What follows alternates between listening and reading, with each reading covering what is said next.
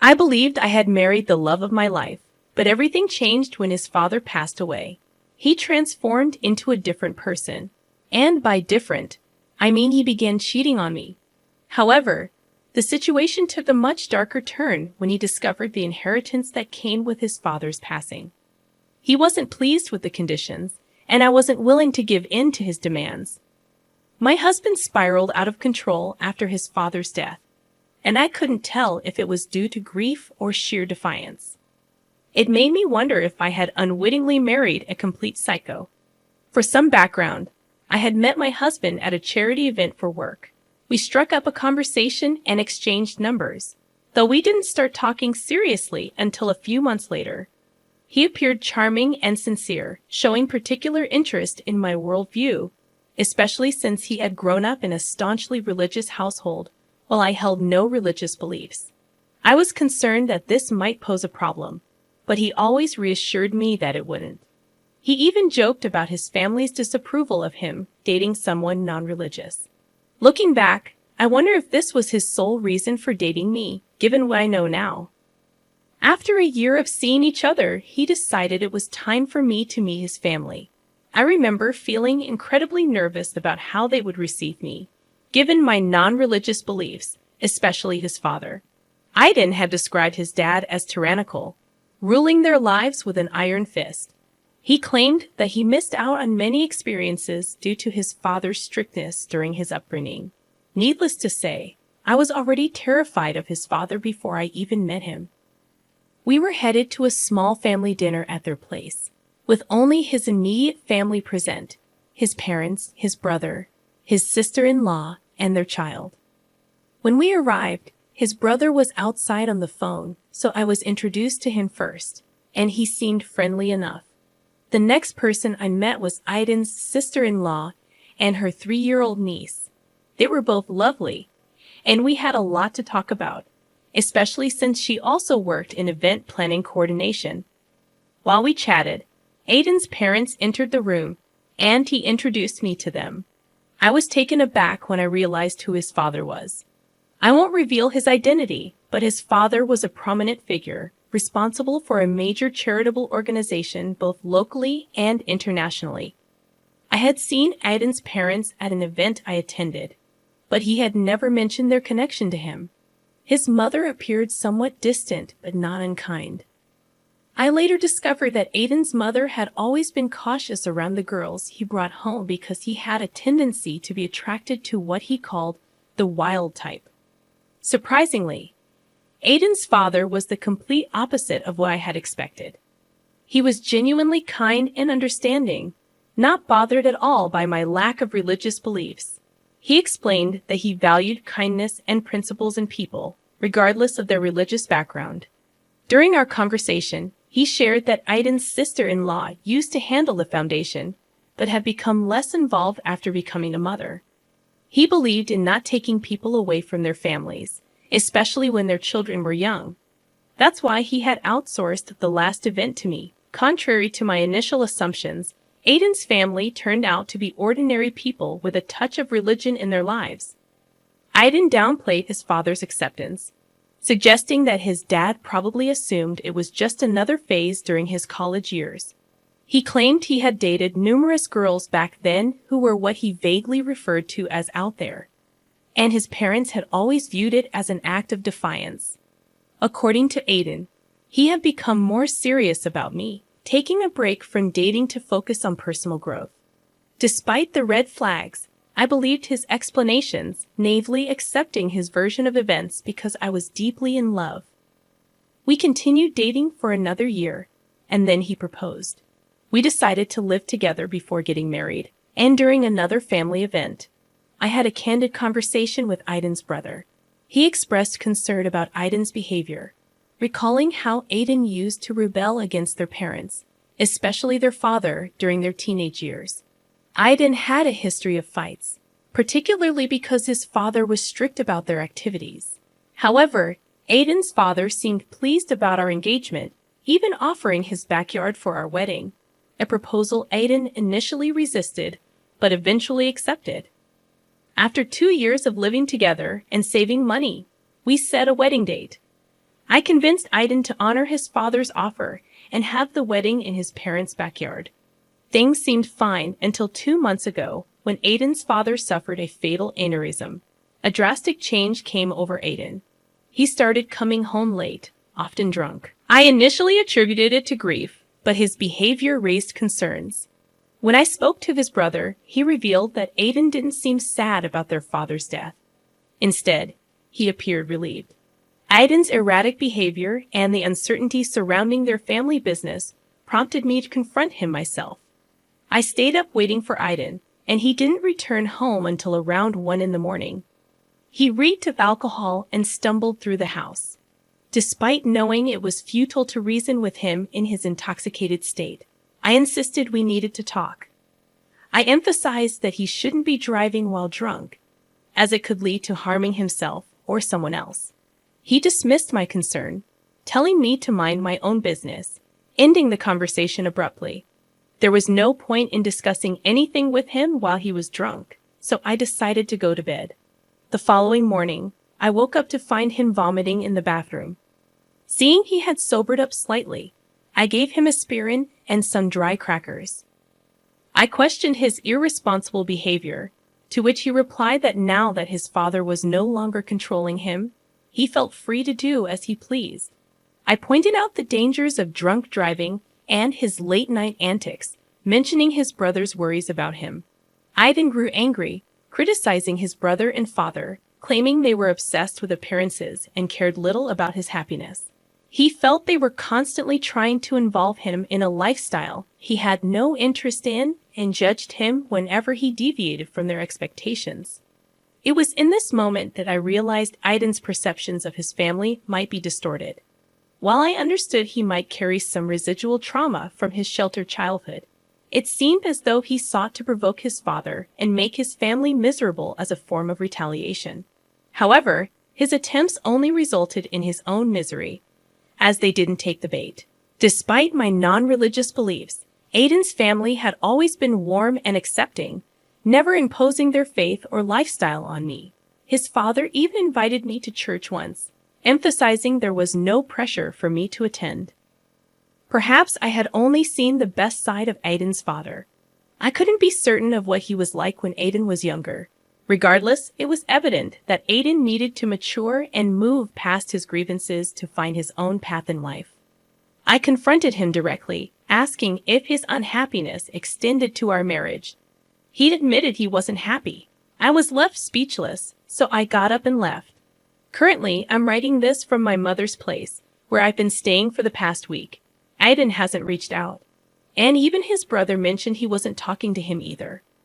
I'm at a loss about what to do. While this situation undoubtedly warrants considering a divorce, I'm hesitant to make a rash decision. I wonder if his behavior might be a coping mechanism for dealing with his father's death. I'm considering giving him some time to cool off and then suggesting counseling. Top comments from the original post. Comment 1. I empathize with you, OP.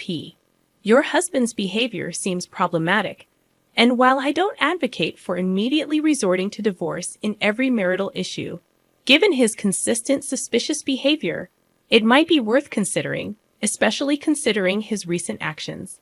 I find it puzzling why he chose this moment, after his father's death, to act this way. Wouldn't it have more impact if his dad were still alive? Unless his intentions are something other than tarnishing the family name, his reasoning just doesn't make sense to me. Regardless, I think it's crucial to assess your relationship after this incident.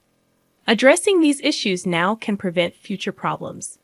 I hope counseling proves helpful. Best of luck. Comment 2.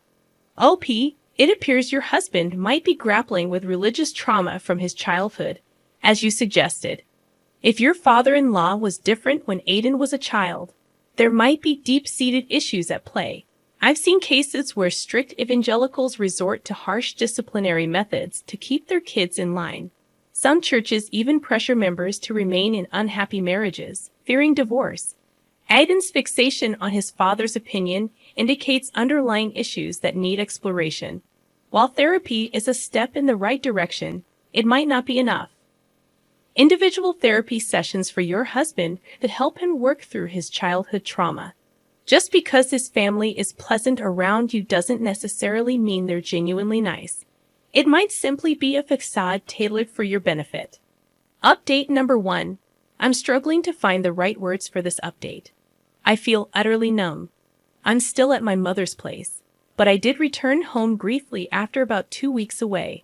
I attempted to reach out to Aiden through calls and texts, but he refused to respond. Then, I received a call from his sister-in-law, asking to meet for lunch. When we met, her husband was with her at a local coffee shop. She inquired about how I was doing and about the situation with Aiden. I didn't hold back. I shared the truth about his late nights, excessive drinking, and overall irresponsible behavior. I explained that I had been staying at my mother's to give him space before suggesting couples therapy. Unfortunately, he hadn't been answering my calls. During our conversation, my brother-in-law dropped a bombshell. Aiden had been using the foundation's funds to indulge in expensive hotel rooms and escorts. When confronted, Aiden claimed he had inherited part of the foundation, justifying his spending. However, his brother clarified that matters regarding their father's will were still being resolved, and Aiden's claims were baseless. Aiden had also informed his brother that we were no longer together, citing my supposed move out as his justification. Of course, this was far from the truth. Aiden's brother and sister-in-law apologized profusely for the mess, expressing their disbelief. They had thought Aiden had settled down when he married me, just as I had believed. Aiden's anger toward their father, they explained, stemmed from their high school years, when he used to hang out with a rowdy crowd, engaging in activities that alarmed their father due to their family's tragic history involving a drunk driver. Grateful for their honesty, I returned home the next day and began packing most of my belongings. Aiden walked in while I was in the midst of it all, silent. He handed me an envelope containing divorce papers. He revealed that he was aware his siblings had told me everything and felt no remorse. He claimed the only reason he hadn't divorced sooner was to ensure he wouldn't be written out of his father's will. With his father gone, he asserted his newfound freedom. He offered me the house and informed me that movers would collect his belongings the next day. He planned to upgrade to something bigger and better with his inheritance share. I was so shocked that I couldn't utter a word. I continued packing silently, wanting to be away from him. Once I had loaded my belongings into my car, I drove back to my parents' place. I showed them the divorce papers and retreated to my room, where I broke down in tears. I couldn't comprehend the cruel turn my life had taken. Despite my unwavering commitment, he discarded our marriage as if it meant nothing. Tomorrow, I have an appointment scheduled with a divorce attorney. I don't intend to fight this. If he wants to leave, that's fine with me. Here's the second update for you all. And things have taken quite an interesting turn. I had my meeting with my lawyer, who ensured I understood the terms outlined in the settlement. I would keep the house, and we would each retain our own assets, including wedding rings and gifts. Since we didn't have a joint bank account, there were no financial complications to resolve. Honestly, I might end up selling the house. There are no good memories associated with it anymore. Since then, I've been trying to move past this situation. I'm still staying at my parents' place for now. They seem happy to have me around, or maybe they're just trying to cheer me up. I plan to leave after selling the house and find something smaller. Now, here's the intriguing part. Out of nowhere, I received a call from Aiden's brother. We engaged in some normal small talk, and then he asked if I was free the following Monday. I was, so he insisted I join them for a meeting with their dad's lawyer to finalize his estate matters. I was unsure of my involvement, but he insisted I should come and assured me that he'd make sure Aiden wouldn't speak to me and that we'd be seated far apart. Reluctantly, I agreed. On Monday morning, I arrived at the lawyer's office. Aiden's brother, now my former brother-in-law, met me outside and thanked me for coming. He escorted me to the lawyer's office, where Aiden, his mother, and the man I assumed was the lawyer were present. I approached their mother, offering my condolences and inquiring about her well-being. We hadn't spoken since the funeral. She expressed her sympathies for what happened between Aiden and me. According to her, she and her late husband had done their best to guide him, but he chose a different path. The lawyer then sat us all down, apologizing for the time it took to settle the father's affairs due to various complexities. The crucial part of the meeting was this: most of the money would be donated to charity to support the foundation. The foundation's management would pass to the oldest son, excluding Aiden. The remaining funds were allocated to his wife, his eldest son and his wife, as well as a school fund for his grandchild. Surprisingly, he left money for Aiden, but with a condition. Our marriage had to last at least 5 years. Additionally, if we had a child, a school fund would be established for them. Notably, he left money for me without any attached conditions. This wasn't a small sum. We were talking millions. The lawyer's face when his father expressed concern that Aiden might squander the money on inappropriate indulgences like escorts and alcohol. At the end of the meeting, the lawyer informed us that he would schedule individual signing sessions for the paperwork and address any questions or concerns we had. As soon as we were dismissed, I swiftly left, noticing Aiden's gaze following me from across the room, as if he wanted to talk. I left before he could approach me. As I write this the next morning, Aiden has been bombarding my phone with calls and messages. Despite his efforts, I want absolutely nothing to do with him after all he put me through. Update number 3. Aiden's behavior has become increasingly erratic in his search for me. After failing to reach me through my phone, he attempted to contact his brother to inquire about my whereabouts. However, I hadn't seen any of them since our meeting with the lawyer. Aiden's brother warned me to lay low for a while since Aiden was frantically searching for me. True to his words, Aiden showed up at my parents' house one day looking for me. Fortunately, I wasn't there. My dad informed him that I was out of town for an event and uncertain about my return date. Aiden left a message, urging me to call him, insisting that we needed to talk. I had no desire to engage with him further, but his persistent attempts to reach me pressured me into making the call to put an end to his relentless pursuit. I decided to call him when I knew I had ample time and emotional strength to handle the conversation. I didn't want him to believe he still held any power over me. I called around 6 o'clock in the evening, assuming he would be at home. He answered eagerly, expressing happiness at hearing from me and inquiring about my well-being. He spoke as if he hadn't cast aside our marriage without a second thought. He started by apologizing for his selfishness during the divorce and acknowledged the pain he caused me. He admitted he should have respected the commitment we made, even if he wasn't as content as he hoped to be. I let him speak, then sighed and calmly stated that I had moved on from our marriage, focusing on other aspects of my life. I then confronted him, asking for the real reason he was checking up on me. He swore it was merely to reconnect, how I was doing, and if we could have more conversations in the future. I responded with a straightforward no, and made it clear that if he only called to check on my well-being, there was nothing else to discuss. He urged me to wait, and then finally the truth emerged. Aiden admitted that filing for divorce had been a mistake.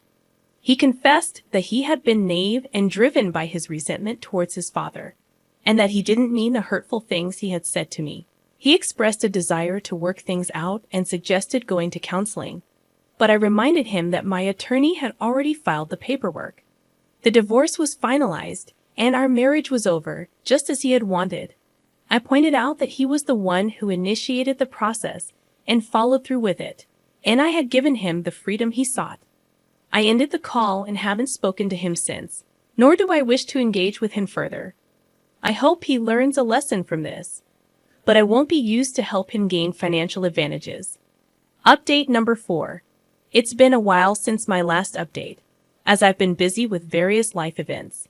Business has been thriving, and I'm currently writing this in between engagements. First, I had a meeting with my lawyer to sign the divorce paperwork. I had the option to choose between receiving a lump sum of money or monthly payments, and I opted for the monthly payments. I also found a home that I like and am awaiting the bank's decision. Additionally, I recently had a meeting with Aiden's brother and sister, the first time we've met since the lawyer's appointment. We discussed a charity event that the foundation is hosting in memory of their father, and I'm assisting with the planning. As a part of the event, I've been scouting various venues. During our conversation, I received an update on Aiden. He had falsely accused me of taking the house from him in the divorce. However, they already knew this wasn't true because divorce filings are public and can be accessed by anyone. When they asked him why he was lying, he expressed frustration and stated that I should have given him the house back, given that I had received a substantial sum of money from his father. I clarified that if he wanted the house back, it was available on the market, and he could purchase it. They also mentioned that he was living in an apartment near his workplace, and he inquired about how I was doing through his brother. If he could get more involved in the foundation to earn some extra money, but his brother shut down that idea. He made it clear that there was no way Aiden would be put on the payroll, especially after the stunt he pulled with the foundation funds. And that's the extent of the drama up until now. I'm sincerely hoping this marks the end of it, as I am determined to move past Aiden and all the chaos he brought into my life. I refuse to let him waste another moment of my time. Top comments from the updates. Comment number 1.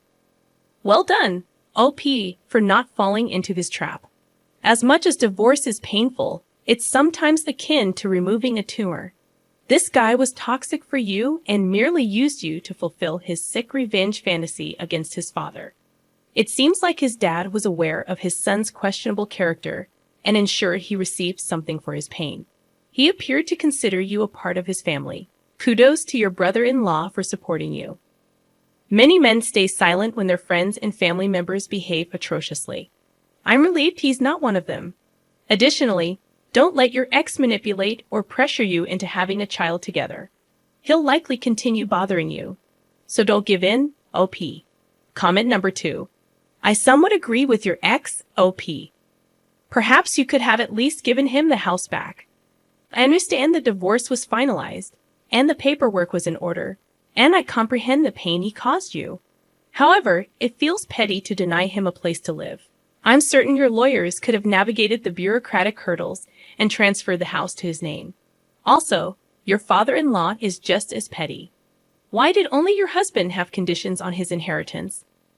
If he wanted to squander it irresponsibly, that should have been his choice. Forcing someone to stay married for 5 years just to obtain the money feels distasteful. All right, let's have a discussion about this. I'm curious about your thoughts, especially concerning the last comment. This specific comment stirred up quite a reaction in the original post. Almost everyone disagreed with the commenter. The majority could see that OP's ex got what he deserved, but this person's perspective was entirely different. What are your thoughts on this comment? Feel free to share your opinions down below in the comments section. If you're new to the channel, welcome. Thank you for joining me today. My name is Mr. Reddit, and I narrate stories daily. Don't forget to hit that subscribe button if you'd like to support the channel. And if you enjoyed the video, give it a thumbs up. I'll be back tomorrow. Remember, kindness is always cool. Peace.